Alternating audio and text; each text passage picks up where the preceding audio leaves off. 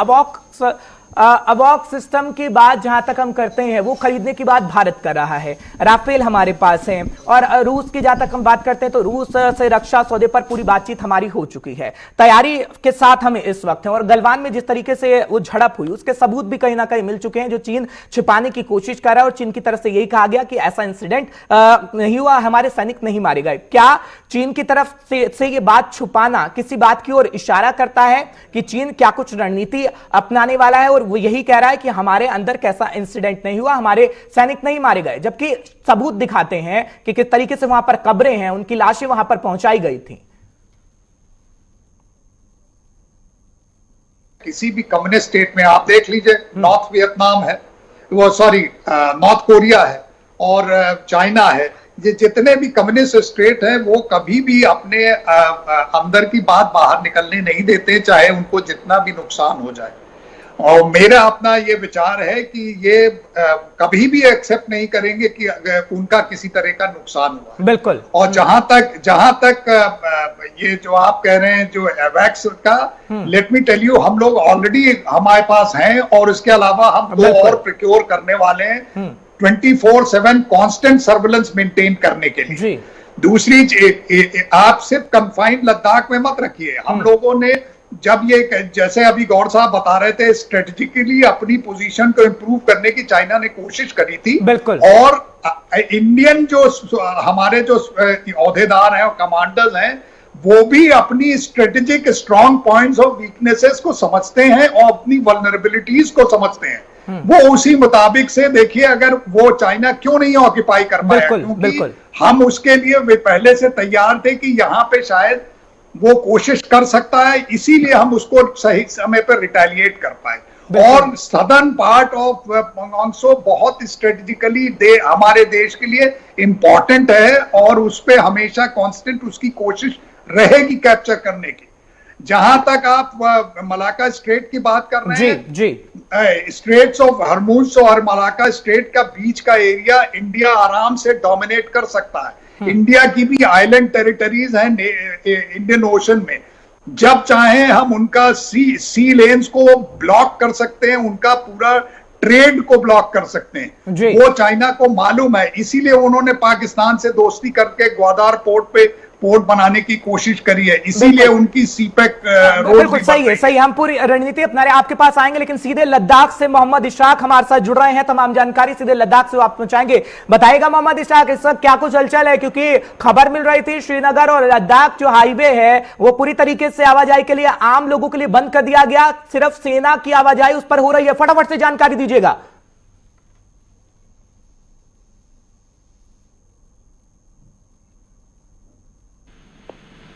इशाक, तो इशाक के पास शायद हमारी आवाज नहीं पहुंच रही। पूरी हम कोशिश कर रहे हैं इशाक से इस वक्त संपर्क साधने की, किस तरीके से अभी वहां पर हलचल देखने को मिल रही है।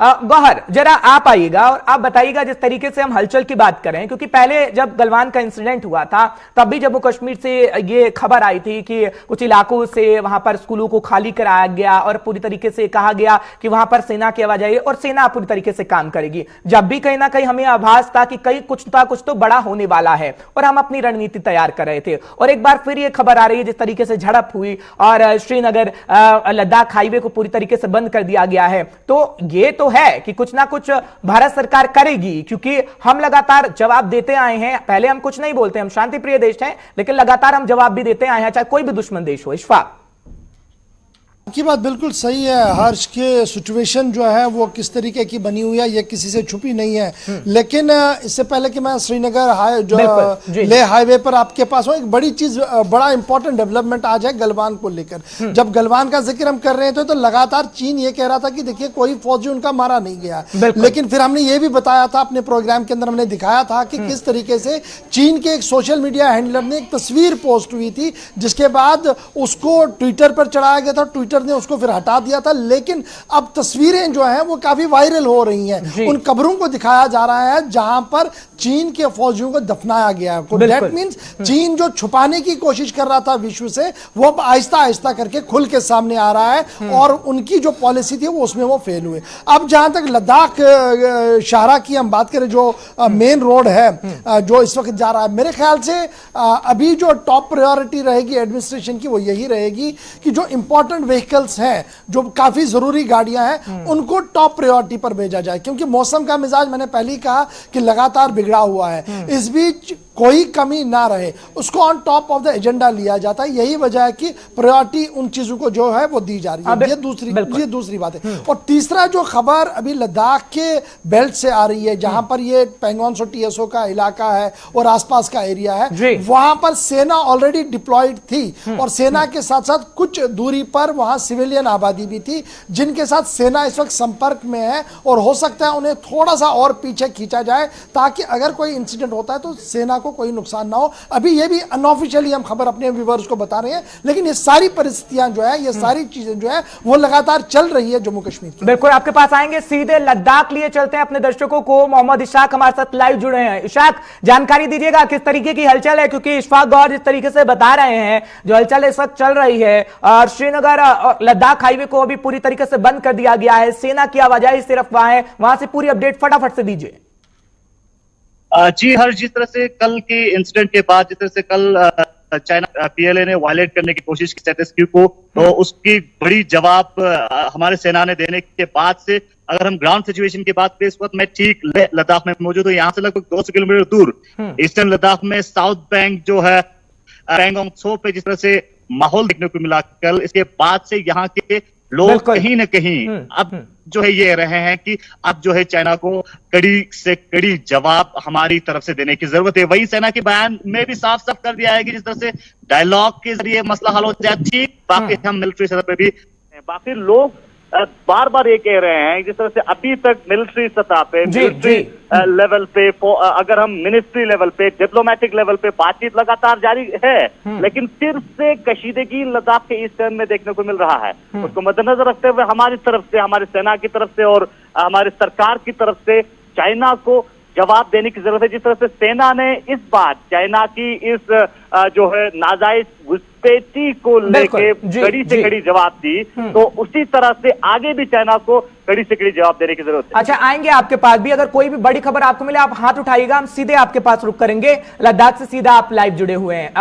राजेश, आप जरा आइएगा, क्योंकि जिस तरीके से मोहम्मद इशाक कह रहे हैं और लद्दाख की जनता से जब हम बातचीत करते हैं, लद्दाख की जनता कहीं ना कहीं इस वक्त घबराई हुई है, क्योंकि अगर हम इतिहास की बात करें, तिब्बत का जो मामला हुआ और अब लद्दाख की जनता ये कहती है कि चीन पर भरोसा नहीं करना चाहिए, क्योंकि हम कड़ा रुख अपना चुके हैं और कहीं ना कहीं ये मांग उठ रही है कि अक्साई चीन बात हो या फिर तिब्बत को आजाद कराना हो, ये लोगों की डिमांड है, ये लोग डिमांड कर रहे हैं। अब किस तरीके की रणनीति बनानी चाहिए, क्योंकि रणनीति तो हम बना रहे हैं, कूटनीतिक वार्ता भी चल रही है, लेकिन उसका रंग किस तरीके का होगा वो देखने वाली आने वाले वक्त में ये देखना होगा। राजेश, फटाफट से बताइएगा। हाँ बिल्कुल हर्ष, पहली बात तो मैं थोड़ा सा आपको टोकना चाहूंगा, लद्दाखी कभी घबराता नहीं जी। लद्दाखी का इतिहास रहा है कि जब जब लद्दाखियों की जरूरत हिंदुस्तान को पड़ी है, लद्दाखी आगे आकर खड़े हुए हैं, चाहे 1962 की बात हो, चाहे उसके बाद जब जब भी चीन ने कुछ भी घुसपैठ करने की या गलत करने की कोशिश की है, सबसे पहले लद्दाखी आगे आए हैं। और लद्दाख की वजह से ही पहले सर्विलांस सिस्टम इतने मजबूत नहीं होते थे, तो लद्दाख के जो चरवाहे थे वो भारतीय सेना को आकर सूचना देते थे और आज भी यह सिलसिला जारी है। और लद्दाख स्काउट की अगर वीरता की बात करेंगे तो शायद हमारा प्रोग्राम छोटा पड़ जाएगा, क्योंकि लद्दाख में ऐसे वीरों को जन्म दिया है। रही बात कार्रवाई करने की, तो यकीन मानिए हर्ष, जो ये झड़प है और ये जो हफ्ता है, अगर इसमें कोई सुलह नहीं निकलती है तो दोनों देश एक तरह से लिमिटेड वॉर की तरफ बढ़ रहे हैं। आपने आर्थिक तौर पे जितनी चोट पहुंचानी थी आपने पहुंचाई है, आप और पहुंचाना चाहते हैं आप और पहुंचाइए, लेकिन चीन, आप भी देखिए, आपको भी पता है मुझे भी पता है, चीन टस से मस नहीं हुआ है। चीन इसलिए टस से मस नहीं हुआ है क्योंकि चीन वापस जाने के लिए नहीं आया है। चीन को भेजना पड़ेगा जिस प्रकार से हमने कारगिल में पाकिस्तान को 1999 में भेजा था। और 67 का वक्त देख लीजिए ना, 67 का वक्त को जब हुक्म मिलेगा तो भारतीय सेना करके दिखाई। बिल्कुल। तो लगातार राजेश, आवाज नहीं आया। राजेश, 67 का वक्त भी याद दिलाना जरूरी है, क्योंकि 62 में कहीं ना कहीं कुछ तो कमी रही, लेकिन 67 में जिस तरीके से हमने उनको याद दिलाया कि आप इधर हमारे जमीन पर घुस नहीं सकते, 250 सैनिक मारे गए, हम 67 का वक्त याद दिलाना चाहेंगे। वो जरा वक्त याद दिलाएगा आप चीन को। देखिए 1962 वो हार सेना की हार नहीं थी, वो हार हमारे राजनीतिक दलों की, सत्ता पे बैठे लोगों की हार थी, जिन्होंने भारतीय सेना के साथ नौसेना और वायुसेना को शामिल नहीं किया था जंग में, नहीं तो शायद परिणाम उस वक्त भी दूसरा होता। 1967 में जो हुआ वो चीन के लिए सबक था, लेकिन बड़ा सबक चीन के लिए 15 जून को था, जब हमारे निहत्थे जवानों ने उनके 100 से ज्यादा जवानों को मलिया मेट कर दिया था, जिनकी कवरें की तस्वीरें अब सामने आ रही हैं। तो हर्ष, ये 2020 का भारत है, ये वो भारत है जो दुनिया में तीसरी सबसे बड़ी शक्ति है, इस वक्त सैन्य शक्ति है, जिसके पास मिसाइलों से लेकर हवाई जहाजों से लेकर फाइटर तक सब कुछ है। वो एक एशिया में ऐसा देश भारत है जो चीन को जवाब दे सकता है। बिल्कुल तो राजेश आऊंगा आपके पास। ब्रिगेडियर साहब भी हमारे साथ जुड़े हुए हैं। जहां तक आपने सैन्य ताकत की बात करी है, इशफाक गौर भी लगातार जुड़े हैं। इशफाक, आपको कोई न्यूज रूम से बड़ी जानकारी मिले, आप हाथ उठाइएगा, हम अपने दर्शकों को सबसे पहले अपडेट करेंगे। ब्रिगेडियर साहब, आप जरा बताइए, सैन्य ताकत की हम बात करते हैं, जिस तरीके से हम देख रहे हैं, सबसे बड़ा देश अमेरिका सबसे पहले हमारे साथ है, हम सौदा करार पूरी तरीके से कर चुके हैं, राफेल हमारे पास है, अवॉक सिस्टम हम खरीद रहे हैं, तो हम संधि का इंतजार क्यों कर रहे हैं, संधि का पालन हम क्यों कर रहे हैं, हम समझौते का पालन क्यों कर रहे हैं, जबकि एक बार ऐसा इंसिडेंट हो चुका है, हम अपने 20 जवान को खो चुके हैं, अब जब दूसरा इंसिडेंट ना हो, क्या हमें संधियों का पालन करते रहना चाहिए? भारत एक शांति प्रिय देश है, किसी के ऊपर कभी भी किसी और के जमीन पे कब्जा करने की कभी भी भारत के इतिहास में कभी कोशिश नहीं हुई है। और लेकिन आपको ये बता दें, जस्ट बिकॉज आपके पास आपका वेयरविदाल और मिलिट्री वेयरविदाल अगर आपका बढ़ जाता है, इसका मतलब ये नहीं है कि आप एग्रेसिव डिजाइन दिखाने लगे। बिल्कुल, वो होता है अपने देश की सुरक्षा के लिए और संपदा बनाए रखने के लिए जी। लेकिन अगर जरूरत पड़े तो उसको इस्तेमाल करने की जरूरत पड़े तो उसको इस्तेमाल करना चाहिए। मैं एक कहना चाहता हूं कि military should be last option. अगर आपने मिलिटरीली अगर उसका सोल्यूशन निकालने की कोशिश करी तो इकोनॉमिक ड्रेन बहुत ज्यादा होगा दोनों देशों पे जी। तो भारत बहुत मैच्योरिटी के साथ उसको अवॉइड करने की कोशिश कर रहा है, लेकिन इसको भारत की कमजोरी नहीं समझा जा सकता। ये कम भारत की बुद्धिमानी समझा जाना चाहिए कि अगर वो नहीं रिएक्ट कर रहा है, लेकिन अगर जरूरत पड़े तो बहुत स्ट्रांग रिएक्शन मिलिटरीली भारत कर सकता है। जहां तक सवाल है वेयरविदाल और इक्विपमेंट की, आपको मैं आपके जरिए सबको यकीन दिला सकता हूं, आज के दिन हमारी चाहे मिलिटरीली नेवी, आर्मी, एयरफोर्स सब बहुत ज्यादा लैस हैं, जिसको इस्तेमाल करने की जरूरत पड़े तो वो करेंगे। और उसके लिए हमारे पॉलिटिकल मास्टर जो है, उनके आदेश सिर्फ उनके एक उंगली उठाने की देर है, जिसका हम इस्तेमाल करके और बहुत अच्छा जवाब दे सकते हैं। वो चीन भी जानता है मेरे ख्याल से। बहुत अच्छी बात आपने कही है अखिल दीक्षित साहब। इशफाक, बहुत अच्छे साहब कह रहे हैं, रक्षा विशेषज्ञ कह रहे हैं कि भारत के सैनिकों का मनोबल ही इतना है, क्योंकि अगर हम चीनी सैनिकों की बात करें तो चीनी सैनिक का पास इतना एक्सपीरियंस नहीं है कि वो युद्ध किसी से कर सके, लेकिन हम भारत की बात करें, भारत के पास एक्सपीरियंस भी है, भारत का एक एक जवान के पास मनोबल इतना है कि एक जवान 100 दुश्मनों को मार सकता है, 100 सैनिक चीन के मार गिरा सकता है, इतना मनोबल भारत के पास है। और ये तो हम इतिहास में देखते आए हैं, जब हिस्ट्री को देखते हैं, और आप तो हाल फिलहाल की बात कर लीजिए, जब चीन के सैनिक हमने गलवान में मारे थे। गौहर, बिल्कुल, इससे पहले कि मैं आपके सवाल का जवाब दूं, एक और बड़ी खबर जो इस वक्त आ रही है वो लद्दाख के LAC से आ रही है, जहां पर J-20 फाइटर्स को स्पॉट किया गया है। और J-20 फाइटर जेट स्पॉट करना बड़ी खबर है उस वक्त जब हम बात इस वक्त पैंगोंग TSO की कर रहे हैं, जहां पर क्लैश हुआ था। अब खबर डेवलप हो रही है कि चाइना के PLA एयरफोर्स की तरफ से जो है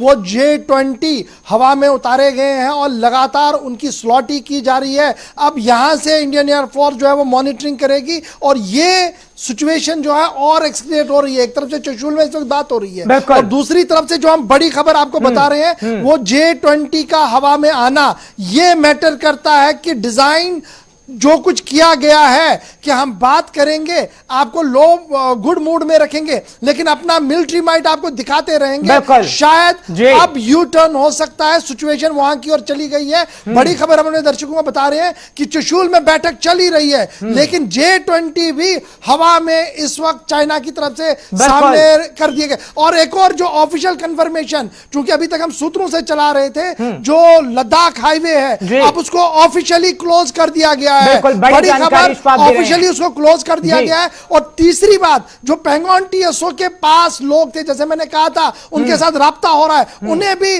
वहां से पुश बैक किया गया है और उन्हें सेफर प्लेस की ओर मूव करवाया जाएगा। तो ये सारे चीजें जो चल रही है, हाईवे से लेकर पैंगोंग सो तक, और जहाजें J10 बॉम्बर फाइटर्स का देखना, ये सिंबॉलिक नहीं है, ये सिंबॉलिक जेस्चर नहीं है, ये कहीं और की ओर हमें ले जा रहा है। क्योंकि आपको याद होगा इसी महीने में कॉन्फ्रेंस होनी है, SCO कॉन्फ्रेंस जिसे हम कह रहे हैं, वो कॉन्फ्रेंस कितनी फायदेमंद अब होगी, उस पर भी बादल जो है मंडरा रहे हैं। बिल्कुल, बड़ी जानकारी, बड़ी खबर इशफाक गौर हम तक पहुंचा रहे हैं। इशफाक, लगातार बड़ी जानकारी हम दे रहे हैं, लेकिन सीधे मोहम्मद इशफाक का रुख करते हैं। इशफाक, फटाफट से बताइएगा, क्या कुछ हलचल आपको भी नजर आती है? क्योंकि गौर ने बहुत बड़ी जानकारी हमारे दर्शकों को दी है, क्योंकि अगर हम बात करें भारतीय सेना की पूरी तरीके तैयार, वहां किस तरीके की हलचल है, फटाफट जानकारी इशफाक। फिलहाल जिस तरह से गौहर सर ने कहा कि जिस तरह से जो स्पॉटिंग की गई है चाइनीज की तरफ से, और साथ साथ जिस तरह से एक जो दिशा जो है वो दूसरी ओर जा रहे हैं, तो इसी को मद्देनजर रखते हुए हम लद्दाख की बात करें। लद्दाख में फिलहाल जो है लेह की अगर हम बात करें, मेन लेह टाउन में लोग कहीं न कहीं ये कह रहे हैं कि अब जो है हमें चाइना को जवाब देना होगा। वही लेह श्रीनगर हाईवे को क्लोज किया है, सिर्फ आर्मी के मूवमेंट ही रहेगा, डिफेंस के मूवमेंट ही रहेगा, बाकी क्लोज किया है। तो इससे एक साफ ये संकेत मिलता है कि कहीं न कहीं अब जो है कशीदगी और भी बढ़ने जा रही है, क्योंकि चाइना की तरफ से लगातार